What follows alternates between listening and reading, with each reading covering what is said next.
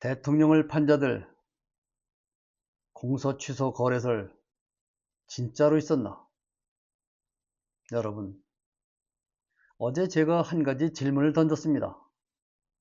공소 취소 거래설 설마 그럴까? 많은 분들이 그렇게 생각하셨을 겁니다.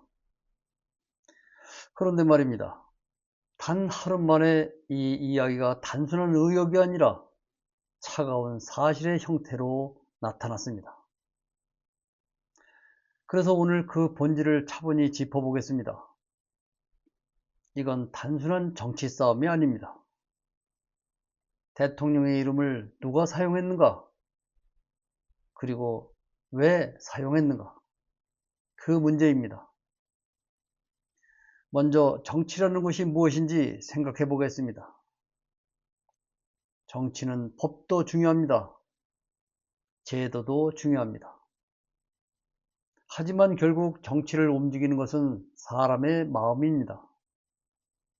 사람이 무엇을 노렸는지, 사람이 무엇을 숨겼는지, 그걸 읽어야 사건의 본질이 보입니다.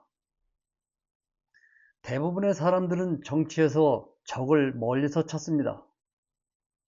하지만 역사를 보면 그렇지 않습니다. 정치의 가장 큰 문제는 대부분 가장 가까운 곳에서 시작됩니다. 이름을 빌리고 권력을 빌리고 권력자의 뜻을 팔아 자기 계산을 하는 사람들.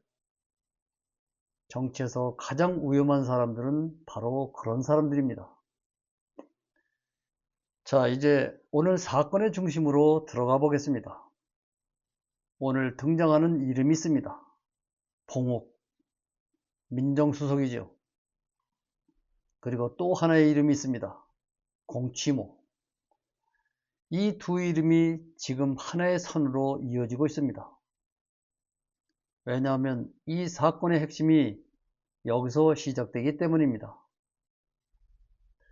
먼저 한 가지 질문을 드리겠습니다. 여러분, 기자가 취재를 시작했는데 어떤 사람들이 비정상적으로 격렬하게 반응한다. 왜 그럴까요? 보통은 두 가지 경우입니다. 첫 번째, 그 보도가 완전히 틀렸을 때. 두 번째, 들키면 안 되는 것이 있을 때. 여러분 생각은 어떻습니까? 왜 그들은 그렇게 화를 냈을까요? 이제 사건의 흐름을 간단하게 보겠습니다. 한 인물이 검찰의 선후배를 만났습니다. 그 자리에서 이런 얘기가 나옵니다. 대통령의 뜻이다. 그리고 공소 취소 이야기를 먼저 꺼내라. 이런 제안이 나옵니다. 여기서 첫 번째 의문이 생깁니다. 대통령이 그런 지시를 내린 적이 있을까? 현재까지 확인된 사실은 없습니다. 그렇다면 두 번째 질문이 나옵니다. 그 사람은 왜 대통령의 이름을 사용했을까요? 이 질문이 이번 사건의 핵심입니다.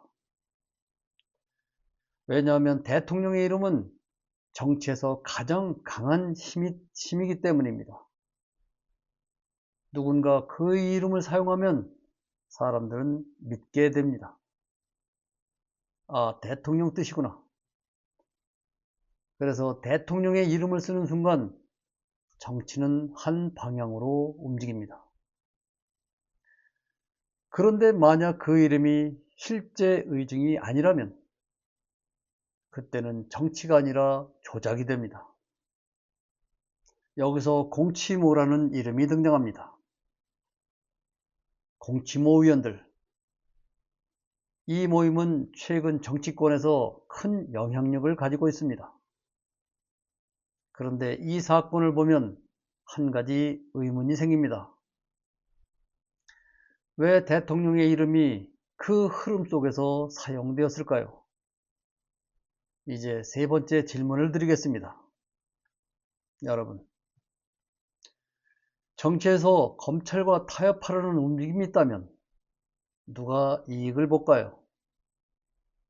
대통령일까요? 국민일까요? 아니면 그 사이에서 정치를 계산하는 사람들일까요?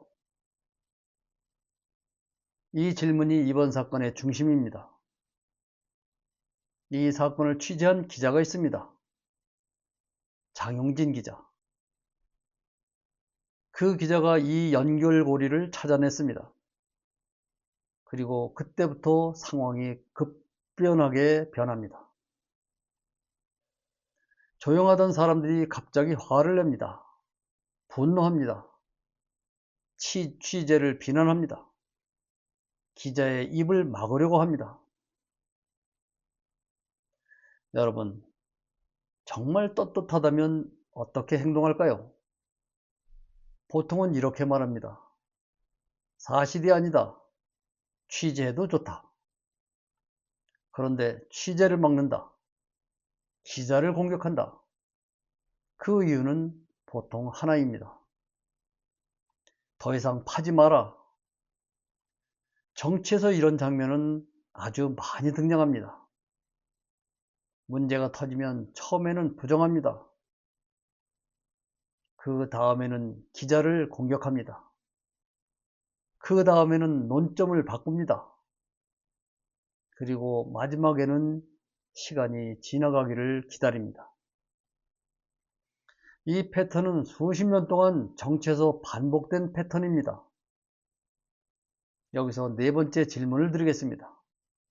여러분, 만약 누군가 대통령의 이름을 이용해서 검찰과 거래하려 했다면 그 피해자는 누가 될까요? 대통령일까요? 국민일까요? 아니면 둘 다일까요? 지금 대통령의 지지율은 66%랍니다.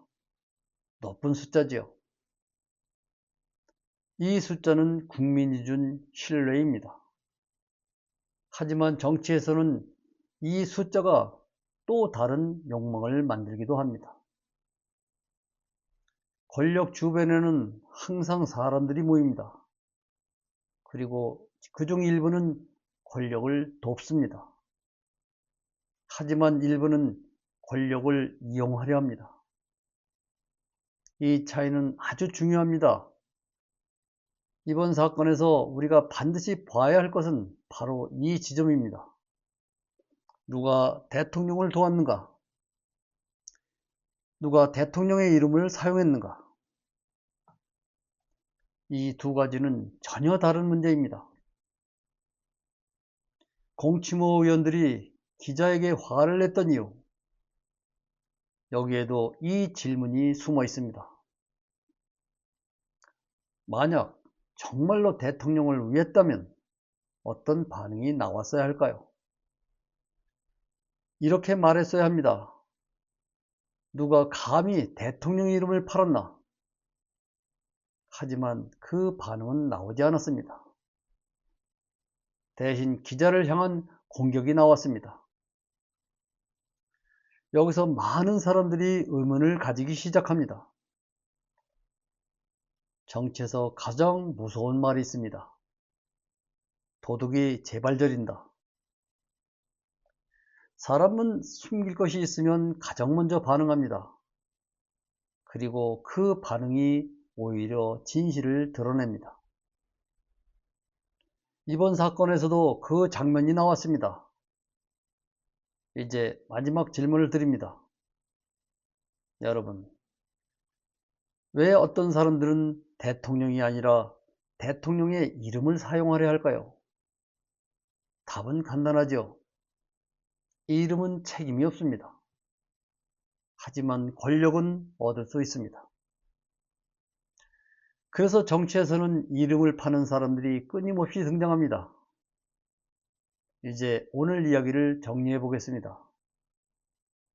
이번 사건의 핵심은 세 가지입니다. 첫째, 대통령의 이름이 사용되었습니다. 둘째, 검찰과의 흐름이 연결되었습니다. 셋째, 취재가 시작되자 비정상적인 반응이 나왔습니다. 이 세 가지가 한 방향을 가리키고 있습니다. 정치는 복잡해 보이지만 본질은 단순합니다. 누가 진실을 말하는가? 누가 권력을 이용하는가? 이 두 질문만 보면 많은 사건이 정리가 됩니다.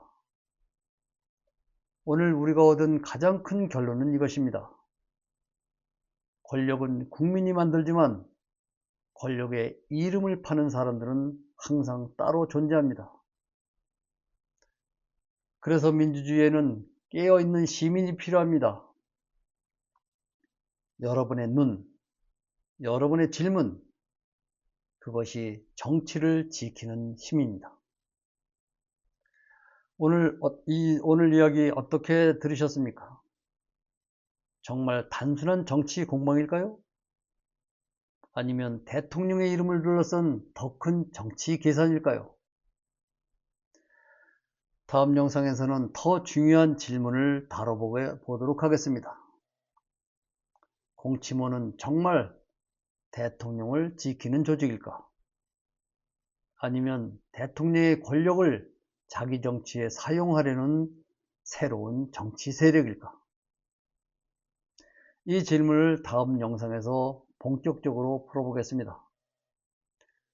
오늘은 여기서 마칩니다. 고맙습니다.